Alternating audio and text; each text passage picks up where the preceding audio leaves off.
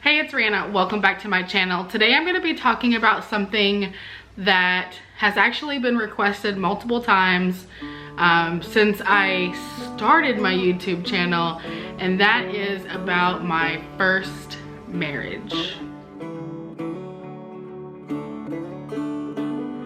This is gonna be a story time video. I don't do them very often, but like I said in my little intro, this has actually been a requested video a couple of times.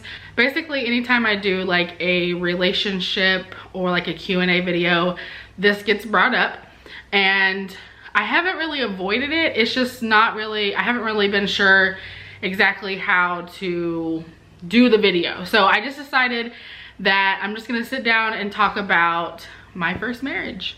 So for those of you who don't know, now you know, I was married previously before Jonathan. We were together for a total of 10 years and we were married for 7.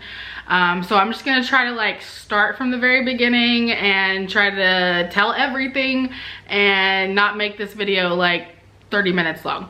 So I actually met my first husband when I was 17. He was like 31, I believe, and he actually worked with my mom. And the very first time we met, I met him at her job. I was actually, she was like short-staffed. We both worked for the same company. So my mom worked for Domino's, she was a manager. I worked for Domino's at a different location as a CSR, like the person that answers the phone and takes your orders. And he was a delivery driver at my mom's location. When my mom was short-staffed, I think her people had called in or something like that. And so she was like, hey, I was off that night. And she was like, hey, can you come work at my store? Like under the table, because you're not supposed to do that. Like I can't work with my mom because we're, you know, not on the same level or whatever. But she needed me, so I was like, yeah. So I went up there, and I used to smoke cigarettes, and so I had been working, and then I took a smoke break, and I was sitting outside on the curb smoking a cigarette, and he pulled up, and I mean, he had been working all night, but I hadn't been paying attention to him because we were busy, and he had a brand new red Ford Ranger. It was more like a Tacoma style, like the bigger, kind of like a jacked up version, and that was unusual, and also the color was unusual, and I was like, ooh, I like your truck. And he was like, thanks, so do I. And I was like, can I have it? And he was like, I just got it. And he walked inside. So that was like our very first interaction. And then I ran into him again at Kroger's like a couple weeks later, and it was like 9:30, 10 o'clock, and it was payday. I remember it was payday because I cashed my check and I was buying some stuff at Kroger's, and he was like, isn't it past your bedtime? And I was like, I just got off of work. Like, you know, whatever. And then we walked away from each other, and I was like, hey, wait. And he turned around, and I said, would you be interested in like going out to dinner or something one day? And he was like, yeah, sure, give me a call. So that was me asking him out. I was 17, I was a month away from my 18th birthday, and he was like 31. And I remember my mom had said something to me about him. By the way, his name is Russell. Okay, so my mom had actually mentioned like, would I ever be interested in dating Russell? And I was like, no. Like, and I know it probably seems kind of weird, like why would my mom like encourage me as a 17-year-old to date someone so much older than me? But a couple things. I was already out of high school, and she knew that I typically dated guys who are older than me. And so I think my mom was thinking like, if she found an older guy that she approved of, like maybe it would be easier, I guess. I don't really know. I honestly don't really know. And she may not even remember this conversation, but it absolutely happened. I remember we were in the car driving home, and she asked me like what I thought about Russell, or if I would ever be interested in him or whatever. And I was like, ew, never. And I think that was like before the Kroger incident. And then like whenever she had said that to me, it kind of got me thinking, and I'm like, okay, he's 30, he has a brand new car, you know, I'm sure he lives on his own, he's got a job. Like, as a 17-year-old, that's all you need in life. You know, you get out of your parents' house, have money that you can spend and have a vehicle to get around. So a little bit of foreshadowing there for you. So one night I was over at a friend's house and he came and picked me up and we were going back to his apartment. And at this time I was still 17, like I hadn't turned 18 yet. And my parents didn't know that we were like dating or whatever. And it's hard for me, I do want to just like rewind a little bit and say it's hard for me to remember like all these little details now because it's been so long. But there's a couple of funny stories like this one that I'm fixing to tell you. So he had picked me up from my friend's house. We were going back to his apartment. We were driving down the road by like our neighborhoods or whatever, like, and I'm sitting in his truck and there's a car honking their horn like erratically, like beep, beep, beep, beep, beep, beep, beep, beep, like next to us. And we both were kind of like at the same time, we like look and he is like, oh, that's Julie from Domino's. And I'm like, that's my mom's best friend from her work, you know? So like I throw myself on the floorboard of his truck, and if Julie, because it was like if Julie was right there, then my parents were like not far behind, and they actually were behind us. And like later on that night, he takes me home and I wait for him to like leave the street before I go. I have to knock on the door to get in the house. Like I don't have a key. And so my mom opens the door like this much and she's like, who brought you home? And I'm like, my friend's mom. And she was like, oh yeah, because I saw someone who looked just like you in Russell's truck. And I was like, I don't know what you're talking about. So after I turned 18, you know, we're out in the open, we're dating, whatever. And we actually end up moving to Baton Rouge together, and we lived together in Baton Rouge for a few years. We ended up getting engaged, and I know I'm kind of like fast forwarding through all this, but I mean, it's a lot. If you have specific questions, you can leave a comment down below.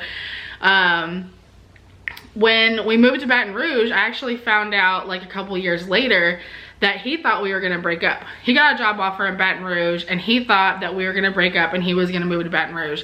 And honestly, that probably would have been best, but I didn't even consider that that was what was gonna happen. And so I just assumed he got the job offer and I was coming too. So we got married while we lived in Baton Rouge. At this point, I'm 21. And shortly after getting married, we had came home for a visit and we got pulled over for not coming to a full stop at a stop sign. And we had marijuana in the car and he went to jail. And that was basically, that's what prompted us to move back home from Baton Rouge, because he had to deal with a bunch of like legal stuff and court stuff down here. He was put on probation, all this kind of stuff. And so we quit our jobs kind of hastily and moved back to Houston. And I remember during that time, his family and I really started to butt heads a lot. There was already like a little bit of tension because of the age difference, and you know, like his family is like totally different than my family. You know, they're very professional, conservative, like upper middle class, you know, people. And it's that doesn't really mean much as far as personality goes, but it kind of gives you an idea of like how they were. They were very like, his dad was the CEO of Intercontinental Airlines or whatever. His mom was a nurse. His brother was a lawyer, like a partner at the law firm. His other brother was a very successful person in the Air Force. And then there was Russell.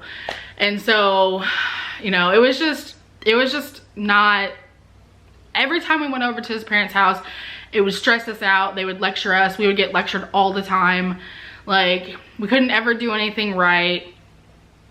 It just sucked. I mean, it was just an awful thing. So we moved back home, like I said, and we lived with my parents for a year. And then we lived with my grandparents for a year. And that was causing a lot of strain on our, you know, marriage, because it's just never a good idea for married people to live with family, because it just causes it just causes lots of stress and all that.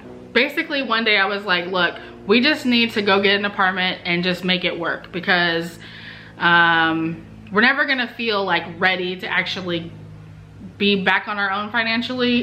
So we just need to go do it and make it happen. So we got an apartment and things were going good for a while. That point is kind of whenever like I could feel the differences in our age start to become a problem. So one of the things that I can look back now and see, like in hindsight, is that at 17 or 21, you can't make a decision on who you want to spend the rest of your life with, especially if that person is a lot older than you. I feel like, yeah, high school sweethearts, that's one thing or whatever, but like as me being a young person and him being an adult, that was a huge mistake. I was about 25 at this point.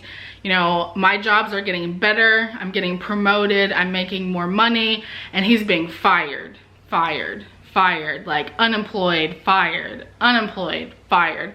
And it was just dragging me down. Every time I felt like I was getting us 2 steps ahead, you know, he was doing something that was making us take 1 step back. And it just started to really become a big crack in our relationship. And there were already lots of little cracks, and it was just getting more and more apparent that we were 2 totally different people. Like as I was aging, I was learning about myself and like what I wanted out of my partner, and it wasn't him. I'm the type of person that, you know, I'm goal oriented. I always give 110%. You know, I strive to do better. And he was the type of person that was fine with status quo.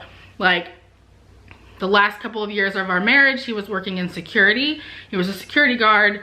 And I'm like, he would feel bad about himself or whatever because of that. But I would always tell him, like, dude, if you're a security guard, that's fine, but like be the best security guard. Like work really hard and get promoted and become the boss. And then maybe you can move that and you take that experience and go to like loss prevention. And you can like work your way up and be the best of that field. Like there's nothing wrong with having these like low jobs. Like you can, there's a job for everyone. Like I don't feel like, you know, you're a bad person or you're less because you have this job. Like do this job and make it the best job ever. Like be the best employee and be outstanding. And that's the same thing. Like I worked in a call center for technical support for Dish Network. I started as a TSR 1, like $9 an hour. When I left there, I was an advanced technical support supervisor, and I was making $45,000 a year. So like, that's the thing. Like, don't settle for being just mediocre. And that's how he was. And so things like that just started, you know, making me realize that like we weren't really compatible. I was really falling into a really bad spot, like mentally. We were just really toxic for each other. He wasn't abusive, you know, not emotionally, not physically, nothing like that. I mean, he was a good guy as far as all that goes, but just like compatibility wise, we weren't made for each other. So several years go by. At this point, we've been married for 7 years, and we're working at the same location. He does security. Actually, I hadn't started working there yet. Sorry, rewind. He's working security for Kelsey Siebold, and I am at Dish Network.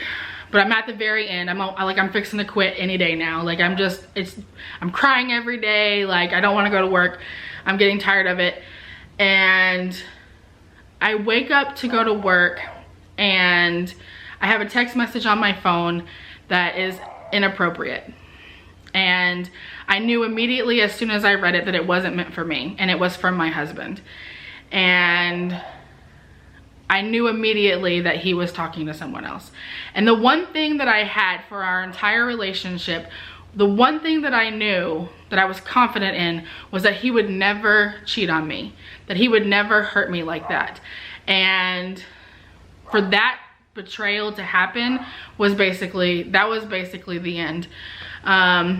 I confronted him later on that evening whenever he got off of work, and he was talking to another woman at his job, and it was from then on, it was about 6 months worth of, you know, we're getting a divorce, and then I would feel bad and we would talk and we would get back together. And then I remember like, oh, no, this is not gonna work, we're getting a divorce. And then I would start to feel like maybe there's nobody else out there, maybe he's the best that I can get, you know, maybe I don't deserve anyone else, like maybe, you know, so then I would get back together with him. So that basically, like I said, lasted about 6 months. And I remember having a conversation with Crystal. I don't remember her exact words to me, but she basically said that like, I'm better than that, I deserve better than that. There's someone out there who's better than that, and that, you know, she looks up to me because of like how hard I've worked, and I've like, you know, worked my way up in my field, and I work so hard, and you know, all that kind of stuff. And she doesn't like seeing me being dragged down, basically, and that I can do better. So that was kind of like, that was it. You know, I took what she said and I really thought about it, and we officially separated for good. And yeah, that's the hopefully coherent version of my first marriage. I think about him still, like I wonder how he's doing. I don't follow him on social media or anything like that. I have him blocked from all that kind of stuff, just because he's in my past now. But like I said, he wasn't abusive, you know, he wasn't violent or anything like that. He was a very nice person, and I do wish that he has had someone come into his life who loves him unconditionally and that is a better match for him. Because towards the end, I was really mean to him. Like, if anything, I was the person who was, you know, emotionally abusive and, you know, manipulative and stuff like that, because I was just done. And, you know, I'm not proud of that, but I will say that I am very proud of myself for taking the steps to get out of the marriage. Because one of the things that I have found is that a lot of people will stay married and cheat, because it's hard to leave and it's easier to cheat. And, you know, I think that that is the worst thing. I am really proud of myself for going through it. Divorce is very hard. If for some reason you stumbled upon this video, Russell, I hope nothing that I said really hurt your feelings or, you know, anything. The bottom line is that I should have never gotten married when I was 21 and you were like 35. Like, I was not in a position to make a lifelong decision at that age. You know, he was who he was already. He was already established in his 30s. And, you know, you can't really change people. So, but that's everything. If you have any questions about that, leave them down below. This was an interesting video. It was funny to like remember certain things I hadn't thought about in a really long time. I will say that if I wouldn't have divorced him, I would have never met Jonathan. So good things can come from bad situations. All right, guys, I'm gonna wrap it up. Subscribe if you haven't already. Don't forget to click that thumbs up button, and I will see you guys next time. Bye.